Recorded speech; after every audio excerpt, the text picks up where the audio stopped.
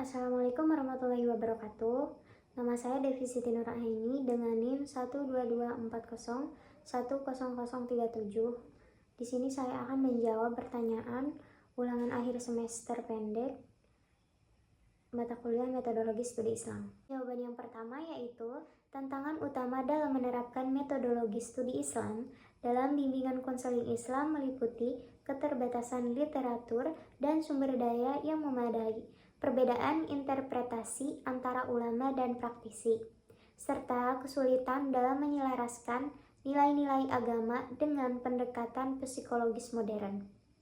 Selain itu, adanya resistensi dari sebagian masyarakat yang skeptis terhadap pendekatan bimbingan konseling berbasis agama juga menjadi kendala yang signifikan. Tantangan utama lainnya termasuk kurangnya pelatihan khusus bagi konselor dalam mengintegrasikan ilmu Islam dengan teknik konseling modern dan adanya stigma sosial terhadap penerapan bimbingan konseling dalam konteks agama.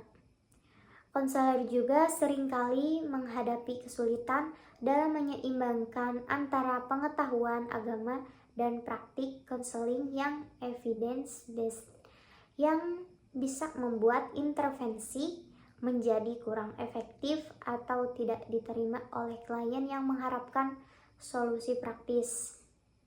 Kemudian saya akan menjawab pertanyaan yang kedua. Integrasi nilai-nilai Islam dalam bimbingan konseling dapat memperkuat hubungan antara konselor dan klien dengan menciptakan dasar kepercayaan yang kuat berdasarkan nilai-nilai bersama konselor yang memahami dan menerapkan nilai-nilai Islam. Contohnya seperti kejujuran, lalu kesabaran, dan empati akan lebih mudah mendapatkan kepercayaan dan rasa nyaman dari klien, yang pada gilirannya akan mendorong komunikasi yang lebih terbuka dan efektif dalam proses konseling.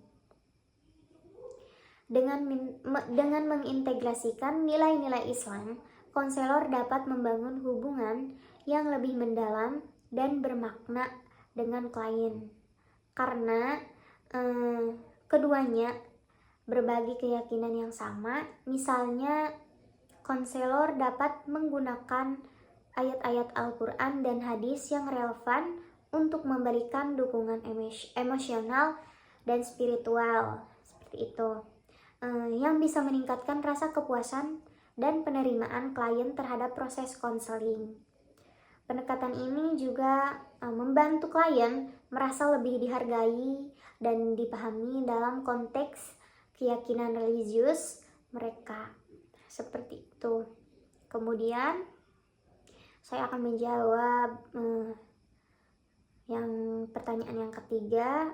Langsung saja, penerapan metodologi studi Islam yang efektif dalam praktik bimbingan konseling Islam dapat membawa dampak positif seperti peningkatan kualitas interaksi antara konselor dan klien, serta pemahaman yang lebih mendalam tentang konteks dan masalah yang dihadapi klien dari perspektif Islam.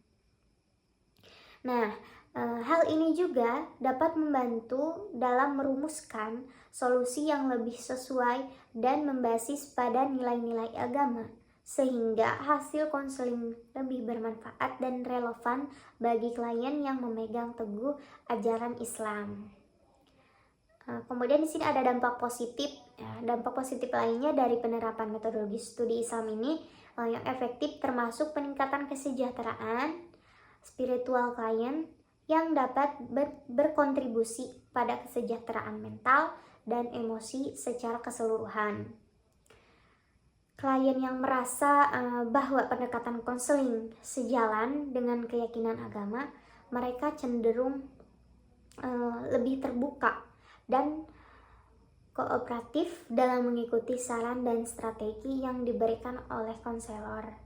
Ini juga dapat memperkuat rasa identitas dan komunikasi di kalangan klien yang merasa didukung oleh nilai-nilai Islam yang dianut. Seperti itu. Kemudian saya akan menjawab nomor 4 ya.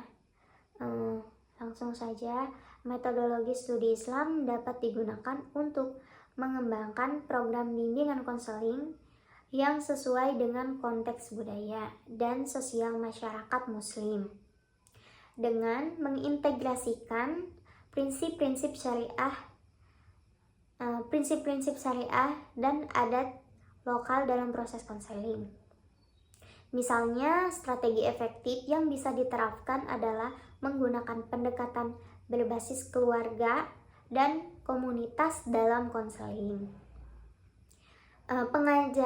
Mengajarkan nilai-nilai kebajikan dan moral Islam melalui kisah-kisah dari Al-Quran dan hadis, serta memanfaatkan tokoh agama sebagai mediator dalam proses konseling. Program ini juga harus sensitif terhadap tradisi lokal dan adat istiadat yang berlaku di masyarakat muslim. Kemudian di sini ada contoh strategi efektif lainnya adalah melibatkan pemimpin komunitas dan tokoh agama dalam merancang dan menjalankan program bimbingan konseling, sehingga program tersebut memiliki dukungan dan legitimasi yang lebih kuat dari masyarakat setempat. Selain itu, metodologi studi Islam dapat diterapkan dengan cara memasukkan sesi-sesi edukasi yang membahas pentingnya kesehatan mental dalam Islam, serta menyediakan pelatihan untuk konselor dalam memahami dinamika sosial dan budaya yang ada di masyarakat muslim.